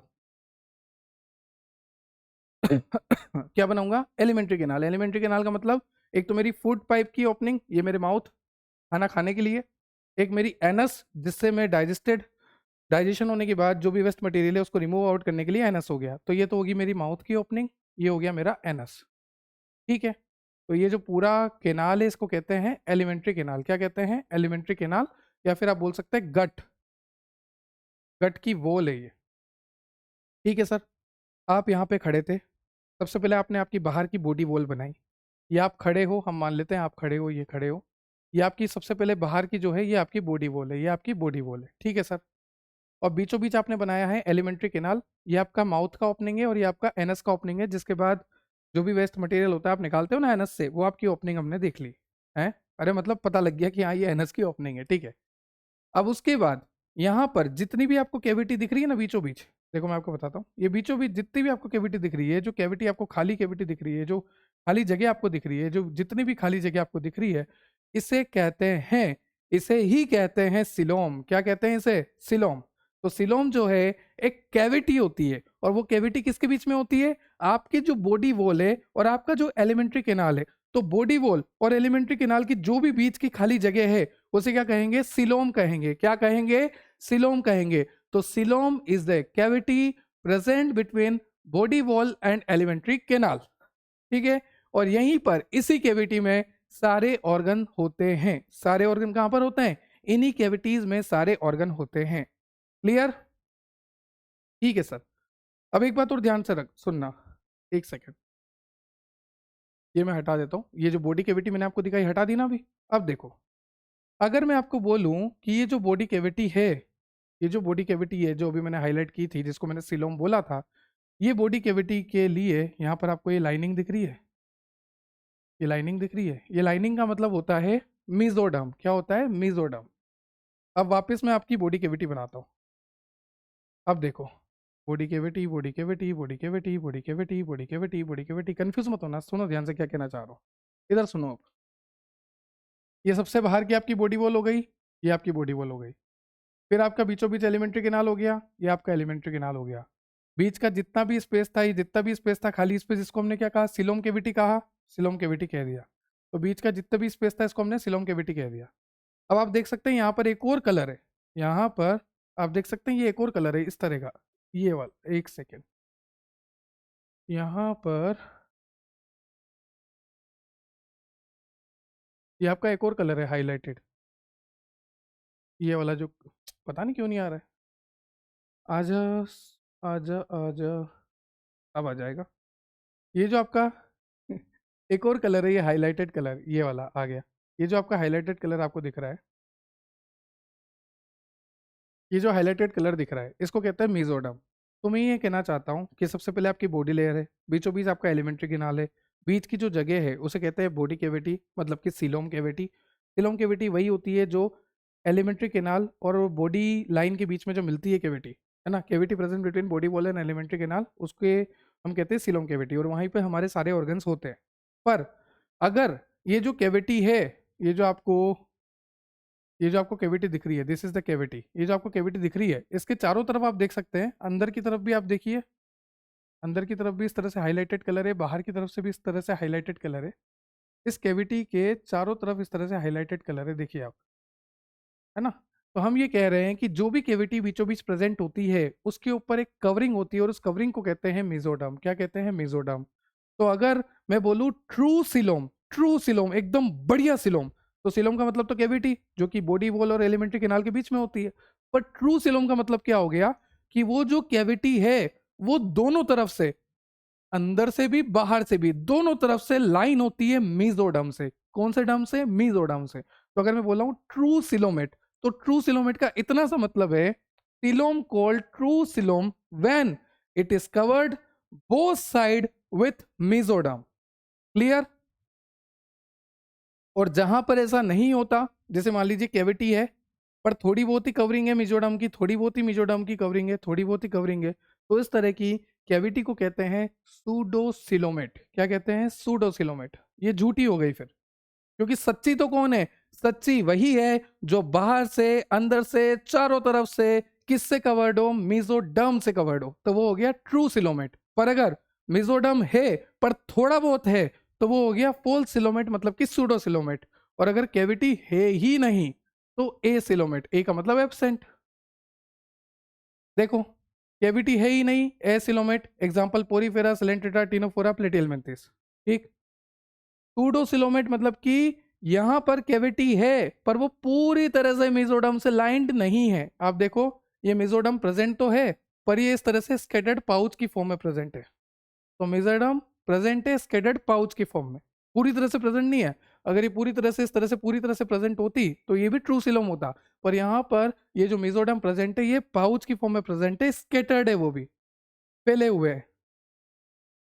फिर coelomate, true coelom, coelom present, coelom cavity between body wall and girt, और ये पूरी तरह से लाइंड होती है मेसोडर्म से। ठीक है, इसके एग्जांपल है एनिलीड, मोलस्क, आर्थ्रोपोड, सारे आपको लाइन से दे रखे हैं, एकाइंडोमेटा, हेमिकोडेट्स, कोडेट्स, सब कुछ। ठीक है। तो अगर मैं आपसे पूछूं एसिलोमेट कहाँ पर मिलता है, तो पोरीफेरा, सिलेंट्रेटा, टिनोफोरा, प्लेटियलमेंथिस। अगर मैं आपसे बोलूं सूडोसिलोमेट तो आपको याद रखना है एस्केलमेंथिस। अगर मैं आपसे बोलूं सिलोमेट तो आपको याद रखना है एनिलिडा, आर्थ्रोपोडा, मोलस्का, एकाइंडोमेटा, कोडेटा, सब कुछ। ठीक है। नेक्स्ट आपका आ गया सेगमेंटेशन। क्या आ गया? सेगमेंटेशन। जब आप अर्थवॉर्म को देखोगे ना, ये अर्थवॉर्म है आपका, जब आप इस अर्थवॉर्म को देखोगे तो आपको पता लगेगा कि ये अर्थवॉर्म टुकड़ों में बटा हुआ है। सेगमेंट सेगमेंट सेगमेंट सेगमेंट, इन सेगमेंट्स में बटा हुआ है। देखो, सेगमेंट सेगमेंट सेगमेंट सेगमेंट, छोटे छोटे सेगमेंट, सेगमेंट सेगमेंट, छोटे छोटे सेगमेंट। ये जो छोटे छोटे सेगमेंट्स होते हैं, सेगमेंट्स का मतलब टुकड़ों में, तो ये जो छोटे छोटे टुकड़ों में अर्थवॉर्म बटा हुआ है, इन छोटे छोटे सेगमेंट को अर्थवॉर्म के अंदर कहा जाता है मेटामर। तो मेटामर और कुछ नहीं है, metamere are the small segment present in earthworm. ठीक है, ठीक है। तो यहां पर लिखा भी है दिस इज कॉल्ड मेटामरिक सेगमेंटेशन, क्योंकि यहां पर सेगमेंट को क्या कहते हैं? मेटामर कहते हैं। तो पूरी प्रोसेस क्यों क्या कहेंगे? मेटामरिक सेगमेंटेशन। ठीक है सर, आपने बोला सेगमेंट का मतलब टुकड़ों में बंटना, अलग अलग टुकड़ों में बंटना। हमने देखा अर्थवॉर्म को, अर्थवॉर्म में छोटे छोटे सेगमेंट होते हैं, उन सेगमेंट का नाम यहाँ पर दे रखा है मेटामर, इसीलिए इस प्रोसेस का नाम हो गया मेटामरिक सेगमेंटेशन, मेटामेरिज्म या फिर मेटामरिक सेगमेंटेशन। क्लियर? एग्जाम्पल हो गया अर्थवॉर्म। क्लियर? चलिए, अब यहां पर अगर आपसे कोई पूछे कि सेगमेंटेशन का मतलब क्या होता है, तो पूरी बॉडी डिवाइड होती है रिपीटेड सेगमेंट में। आप देखिए, सेगमेंट सेगमेंट सेगमेंट सेगमेंट। एक ट्रेन आप इमेजिन कीजिए, ट्रेन आ रही है भैया, है ना, अलग अलग कोचेस है उसमें, एसी कोच है, स्लीपर कोच है, जनरल कोच है, ट्रेन आ रही है, first AC, second AC, third AC. तो ट्रेन के भी क्या है? अलग अलग सेगमेंट्स है, अलग अलग कंपार्टमेंट है। तो वैसे ही यहाँ पर भी अलग अलग सेगमेंट है, अलग अलग कंपार्टमेंट है। ये बॉडी जो है पूरी वो डिवाइडेड होती है रिपीटेड सेगमेंट में। ठीक है। अब यहां पर एक लाइन लिखी है, एनसीईआरटी लिखती है segment show serial repetition of organ. इसको ध्यान से समझना, बच्चे कंफ्यूज हो जाते हैं। Segment show serial repetition of organ, इसका मतलब होता है कि ये जो छोटे छोटे सेगमेंट बने हैं इसके अंदर सारे ऑर्गन्स ही हैं। देखो, रिपीटेड फॉर्म में ये जो छोटे छोटे सेगमेंट बने हैं, इन सभी सेगमेंट्स के अंदर ऑर्गन है, वो भी रिपीटेड फॉर्म में। इसका मतलब जैसे कि मान लीजिए ब्लड वेसल है, अब ब्लड वेसल यहाँ पर भी है, यहाँ पर भी है, यहाँ पर भी है, यहाँ पर भी है, यहाँ पर भी है, यहाँ पर भी है। तो ये जो ऑर्गन है ये रिपीटेड फॉर्म में अरेंज होते हैं। अब जैसे नर्व सप्लाई है तो नर्व यहाँ पर भी है, यहाँ पर भी है, यहाँ पर भी है, यहाँ पर भी है, यहाँ पर भी है। तो एनसीईआरटी इस भाव में ये कहना चाहती है कि सेगमेंट शो सीरियल रिपीटेशन, आप देखिए serial repetition of organs, right, clear. It is just like कि ट्रेन है तो ट्रेन में सभी ट्रेन में खिड़की दरवाजे होते हैं ना, तो ये वो है, सभी डिब्बों में खिड़की दरवाजे होंगे, चाहे वो एसी का हो, चाहे वो स्लीपर हो, चाहे वो जनरल हो, सभी में होंगे, ठीक है। चलिए फिर आते हैं नॉन सेगमेंटेड, जहां पर सेगमेंट्स नहीं बनते। तो सेगमेंट किस किस में बनते हैं? एनिलिडा में, आर्थ्रोपोडा में और कोडेट्स में, हम में भी सेगमेंट्स हैं, ठीक है, पर बाकी सब में नॉन सेगमेंटेड। तो अगर आपसे कोई पूछे हम सेगमेंटेड हैं या नहीं, बिल्कुल सेगमेंटेड है, क्योंकि हमारा अलग अलग सेगमेंट है, यहाँ तक हमारे ये सारे पार्ट्स आ गए, फिर अलग सेगमेंट आ गया, फिर अलग सेगमेंट आ गया, अलग अलग सेगमेंटेड है हम, क्लियर। तो इस बेसिस पे भी एनिमल को डिवाइड किया गया है। नेक्स्ट है आपका नोटोकोड, और नोटोकोड सिर्फ और सिर्फ कहाँ होती है? कोडेट्स में होती है, बोला था ना मैंने, सिर्फ और सिर्फ कोडेट्स में आपको नोटोकोड देखने को मिलेगी। देखो मैंने आपको यहीं पे बताया था, यहाँ पर देखो कोडेटा नोटोकोड प्रेजेंट, तो सिर्फ और सिर्फ नोटोकोड कहाँ पर देखने को मिलती है? कोडेट्स में देखने को मिलती है। कोडेट्स भी दो तरह से होते हैं, सिफेलो और यूरोकोडेट्स, ठीक है सर। तो नोटोकोड की बात करते हैं। नोटोकोड एक रोड लाइक स्ट्रक्चर होती है। कैसी स्ट्रक्चर होती है? रोड लाइक, और ये आपकी डोर्सल साइड प्रेजेंट होती है। कहाँ पर प्रेजेंट होती है?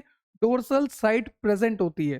तो notochord it is a road like structure present on dorsal side, और ये डिराइव्ड होती है मीजोडर्मल से। तो इसको हम कहते हैं मीजोडर्मली डिराइव्ड। क्या कहते हैं? Mesodermally derived. ठीक है सर, हमें यहाँ तक क्लियर हो गया कि नोटोकोड सिर्फ और सिर्फ कोडेट्स में मिलती है। नोटोकोड एक रोड लाइक स्ट्रक्चर है। नोटोकोड मीजोडर्मली डिराइव्ड होती है। नोटोकोड डोर्सल साइड पे मिलती है। अब ध्यान से सुनना, आप सब पैदा हुए थे, बहुत खुशी की बात है ना। जैसे मेरा बर्थडे आता है 12 अक्टूबर, और मेरा डेट ऑफ बर्थ ईयर तो नहीं बताऊंगा, हाँ, पर 12 अक्टूबर को मेरा बर्थडे आता है। तो मैं 12 अक्टूबर को हुआ था, ठीक है। उससे पहले मैं क्या था सर? उससे पहले आप एम्ब्रियो थे। एम्ब्रियो से पहले मैं क्या था? जाइगोट था। तो जैसे मान लीजिए स्पर्म आया, फ्यूजन हुआ, फर्टिलाइजेशन हुआ, फर्टिलाइजेशन के बाद जाइगोट बना, जाइगोट के बाद एम्ब्रियो बना। मैं भी एक टाइम पे एम्ब्रियो हुआ करता था, आज से 26-27 साल पहले। आप भी एक टाइम पे एम्ब्रियो हुआ करते थे ना, तभी एक टाइम पे एम्ब्रियो थे। तो जब आप और मैं, ह्यूमंस की बात कर रहा हूं, आप और मैं जब एम्ब्रियो हुआ करते थे, तो उस दौरान आपके अंदर होता था नोटोकोड। क्या होता था? नोटोकोड। ये जो नोटोकोड है, ये जो रोड लाइक स्ट्रक्चर है, ये जो मेसोडर्मली डिराइव्ड है, ये जो डोर्सली प्रेजेंट होती है, ये आपके अंदर भी थी। कब थी सर? जब आप एम्ब्रियोनिक कंडीशन में थे, जब आप एम्ब्रियो बने हुए थे, जब आपके अंदर, मेरे अंदर, सभी इंसानों के अंदर क्या मिलता था? नोटोकोड मिलता था। पर बाद में धीरे धीरे डेवलपमेंट हुआ, एम्ब्रियो से आगे डेवलपमेंट हुआ, तो ये नोटोकोड बाद में रिप्लेस हो गया, इसको हटा दिया गया, और इसकी जगह आ गया वर्टिबल कॉलम। क्या आ गया? Vertebral column. तो ध्यान रखना, नोटोकोड हमारे अंदर एम्ब्रियोनिक स्टेज में मिलती थी, बाद में वो रिप्लेस हो गई किससे? वर्टिब्रल कॉलम से। पर मिलती तो थी ना, इसलिए हमें भी कोडेट्स कहा जाता है, क्योंकि हमारे अंदर मिलती तो थी ना नोटोकोड। क्लियर? सर एक बात बताओ, ये सभी में ऐसा होता है? हाँ, ह्यूमंस में तो सभी में ऐसा होता है कि एम्ब्रियोनिक कंडीशन में बनी और फिर आगे रिप्लेस हो गई वर्टिब्रल कॉलम से। बाकी सब में, बाकी सब में नहीं होता। जैसे एग्जांपल मैं देता हूँ, फिश। फिश में आज भी नोटोकोड है, ठीक है। ऐसा नहीं है कि जब वो छोटा था तभी नोटोकोड था, अभी भी नोटोकोड होता है। तो यहाँ पर लिखा है in some animal notochord is present only in embryo. यहाँ पर देखिए ह्यूमन, और भी कुछ एनिमल होते हैं जहाँ पर नोटोकोड सिर्फ और सिर्फ एम्ब्रियोनिक कंडीशन में ही मिलता है। बाकी जो एनिमल होते हैं उनमें वो जीवन भर प्रेजेंट होता है नोटोकोड, जैसे कि फिश, ये नोटोकोड है, ये जीवन भर प्रेजेंट है। क्लियर हुआ? क्लियर हुआ। तो इसलिए यहाँ पर लिखा है प्रेजेंट ड्यूरिंग एम्ब्रियोनिक डेवलपमेंट। पर किसी में रह जाता है जीवन भर, और किसी में रिप्लेस हो जाता है वर्टिबल कॉलम से, वो है इंसान, और जिसमें रह जाता है वो है फिश। तो एग्जाम्पल की बात करें, नोटोकोड सिर्फ और सिर्फ मिलेगा कोडेट्स में। Animal that possess a notochord at some stage, पता ही है एम्ब्रियोनिक स्टेज में मिलता है। फिर नॉन कोडेट्स की बात करें, animal that do not form a notochord, कौन कौन से हैं? पोरीफेरा से एकाइनोडर्म्स तक किसी में भी नोटोकॉर्ड नहीं होती, आपको पता ही है। Porifera, Coelenterata, Ctenophora, Platyhelminthes, Aschelminthes, Annelida, Arthropoda, Mollusca, Echinodermata, Hemichordata, इन सभी में नोटोकॉर्ड्स नहीं है। क्लियर? चलिए नेक्स्ट आपके लिए है डीओवी स्पेशल। सर डीओवी स्पेशल, चैनल का नाम तो नीट जेई ऑर्बिट है। अरे भाई डीओवी का ही है, डेप्थ ऑफ बायोलॉजी का ही है सब कुछ, है ना। चलिए तो डीओवी स्पेशल पॉइंट्स लेके आया हूं मैं आपके लिए, एनसीईआरटी से रिलेटेड बहुत अच्छे पॉइंट्स लेकर आया हूं एनिमल किंगडम के, ध्यान से सुनना।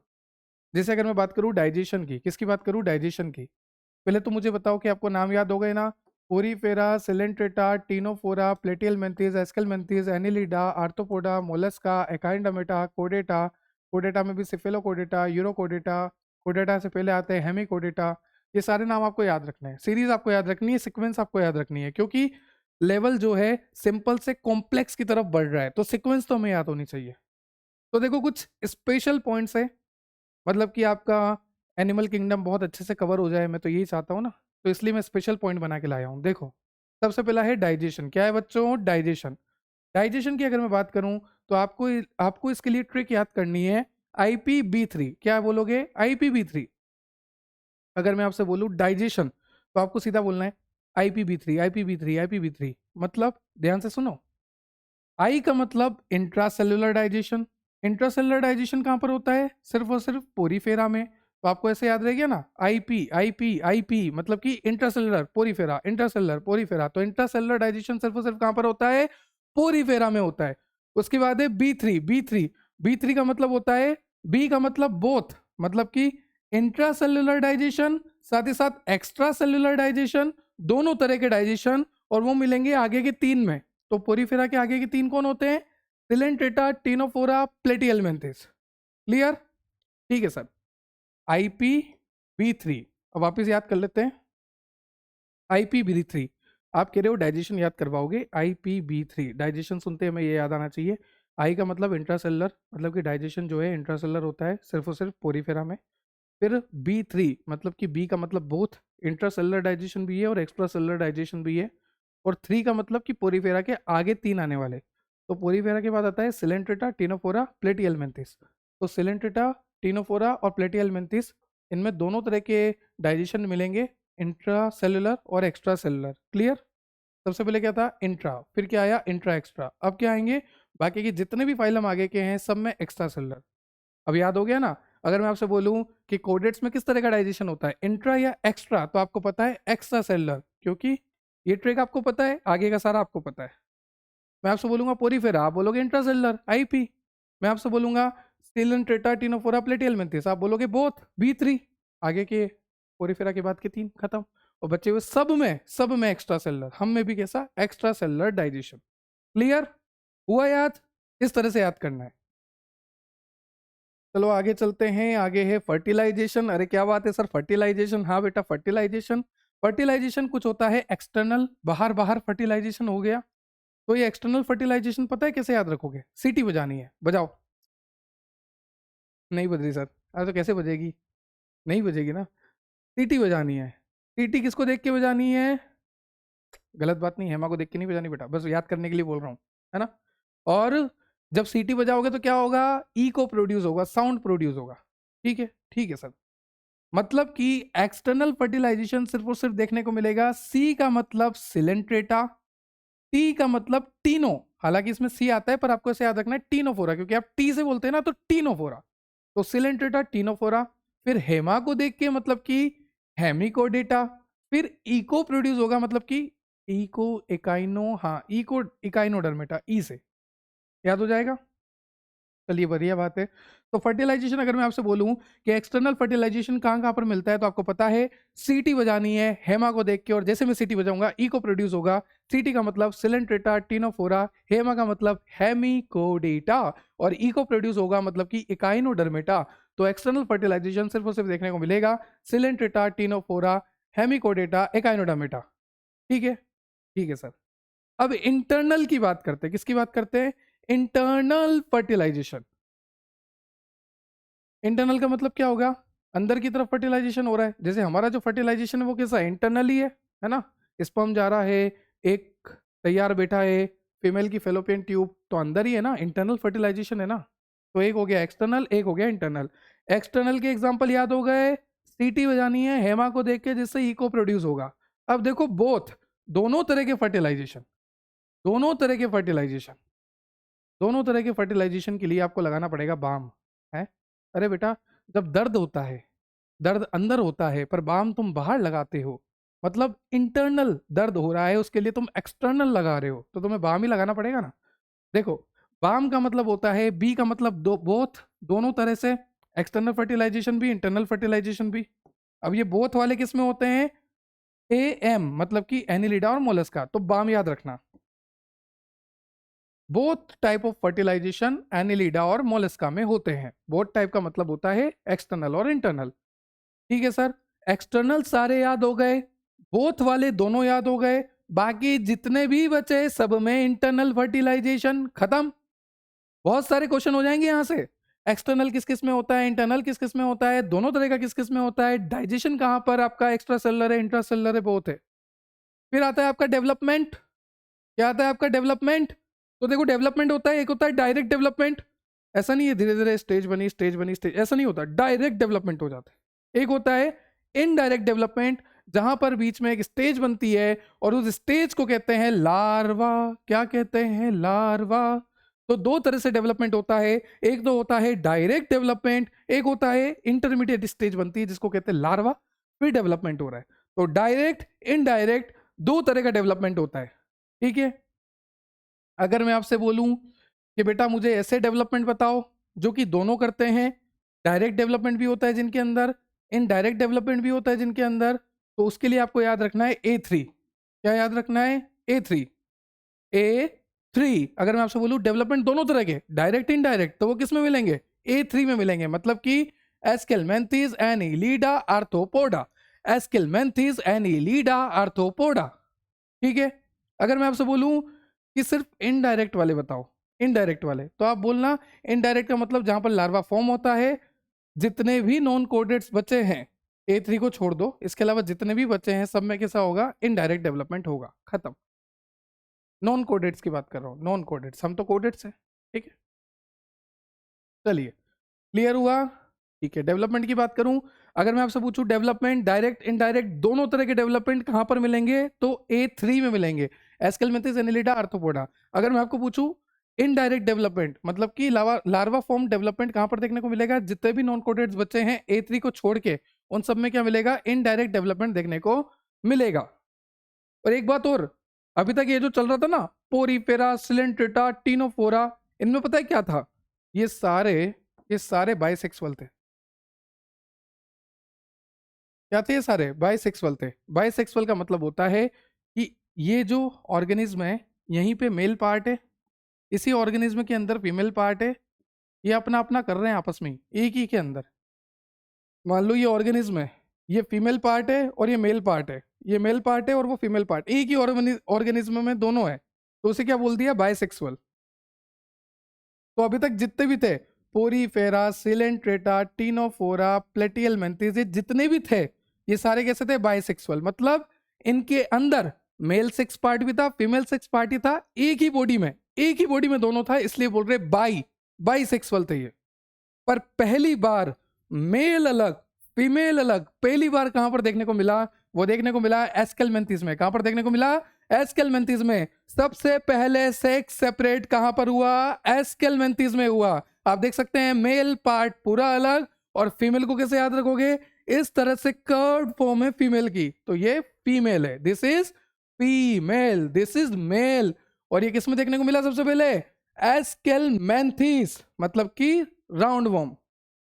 क्लियर, चलिए, तो अभी तक पोरीफेरा, सिलेंट्रेटा, टीनोफोरा, प्लेटियलमेंथिस सभी बाइसेक्सुअल थे। सबसे पहला जो यूनिसेक्सुअल आया वो आया एस्केलमेंथिस।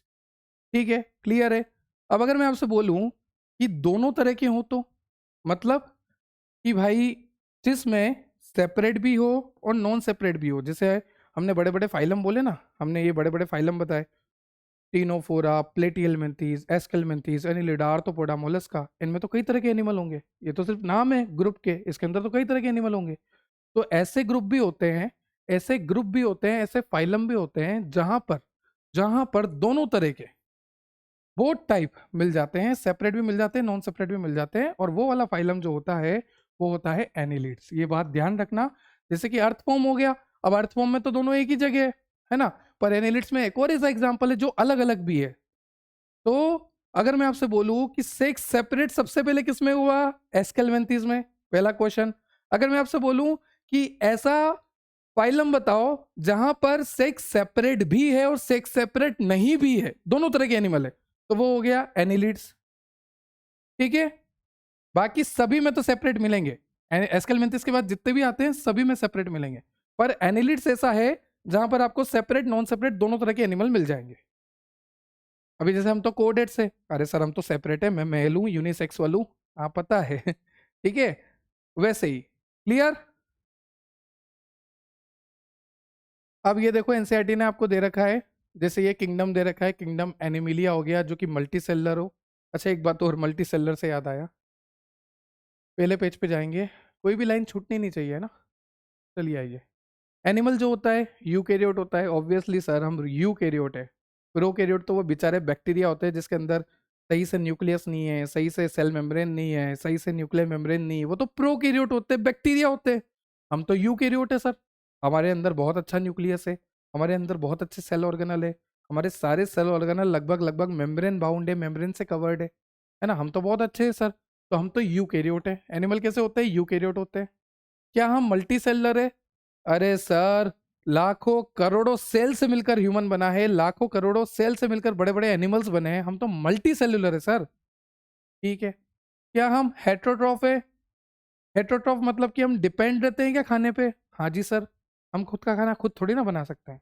अब ये मत बोलना सर मैं खुद का खाना खुद बनाता हूँ, कुकिंग करता हूँ, कुकिंग करने की बात नहीं हो रही। तुम पौधे थोड़ी ना हो बेटा जो यूं खड़े हो जाओगे और धूप आएगी तो तुम पे फल आ जाएंगे। तुम ऑटोट्रॉफ नहीं हो ना, तुमको खुद का खाना खुद नहीं बना सकते ना। तुम हेट्रोट्रॉफ हो, तुम प्लांट पे डिपेंडेंट हो, तुम एनिमल पे डिपेंडेंट हो अपने फूड के लिए, तुम हेट्रोट्रॉफ हो।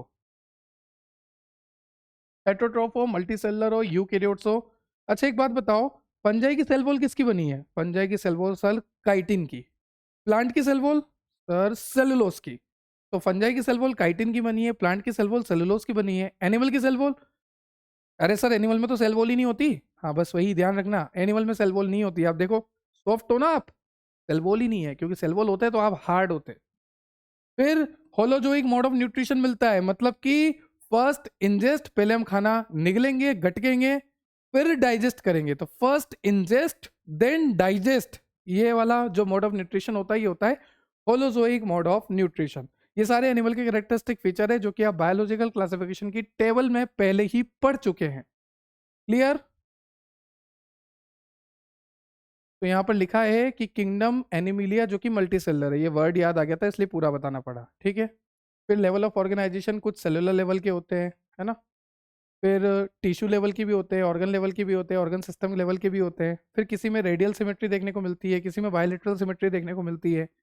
हो सकता है कोई रेडियल है, ए सिलोमेट है। ए सिलोमेट का मतलब क्या होता है, ए सिलोमेट का मतलब होता है कि बॉडी कैविटी एब्सेंट है।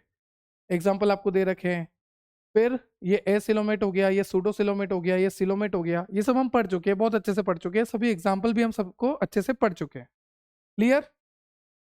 चलिए अब यहाँ पर ये डीओबी स्पेशल है 2.0 सिर्फ और सिर्फ आप ही के लिए है। यहाँ पर सारा समराइज हो गया जो भी अभी तक हमने पढ़ा है। आप देखिए मैंने यहाँ पर फाइलम लिखे हुए हैं, पोरीफेरा सिलेंट्रेटा, सिलेंट्रेटा को बोलते हैं निडेरिया, फिर टीनोफोरा, फिर प्लेटियलमेंथिस, फिर आता है एस्केलमेंथिस, एस्केलमेंथिस को कहते हैं निमेटोडा, इसलिए निमेटोडा लिख दिया ताकि आपको नाम याद होते रहे।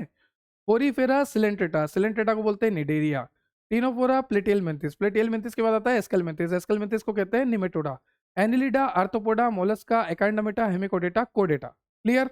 फिर आपको मैंने बता रखा है लेवल ऑफ ऑर्गेनाइजेशन, पोरीफेरा में सेल्यूलर था ना, और पोरीफेरा एसिमेट्रिक भी था ना, पोरीफेरा में कोई सिलोम भी नहीं मिलेगा, सेगमेंटेशन भी नहीं होगी, डाइजेस्टिव सिस्टम भी नहीं, सर्कुलेटरी सिस्टम भी नहीं, रेस्पिरेटरी सिस्टम भी नहीं। समझ रहे हो, तो इस तरह से आप पूरा याद कर सकते हो। और यहां पर तो मैंने एक एक कैरेक्टरिस्टिक फीचर भी लिख दिया कि पोरीफेरा में क्या क्या देखने को मिलेगा। जब आप इन सबको डिटेल में पढ़ोगे ना, इसके अंदर के जानवर जब आप पढ़ोगे, पोरीफेरा के अंदर क्या क्या रखा, Coelenterata, Ctenophora, Platyhelminthes, Aschelminthes, Annelida, Arthropoda, Hemichordata, कोडेटा, सिफिलोकोडेटा, यूरोकोडेटा, जब आप इसके अंदर के पढ़ोगे एनिमल्स, तब आपको और अच्छे से याद होंगे। ये सारे जनरल कैरेक्टरिस्टिक्स मैंने आपको यहाँ पर बता दिए, जो भी अभी तक हमने पढ़े हैं। क्लियर? चलिए मिलते हैं नेक्स्ट लेक्चर में, जहां पर हम स्टार्ट करेंगे फर्दर आने वाले टॉपिक्स, फर्दर पोरीफेरा को देखेंगे, इसके अंदर क्या होता है, सब कुछ डिटेल स्टडी करेंगे।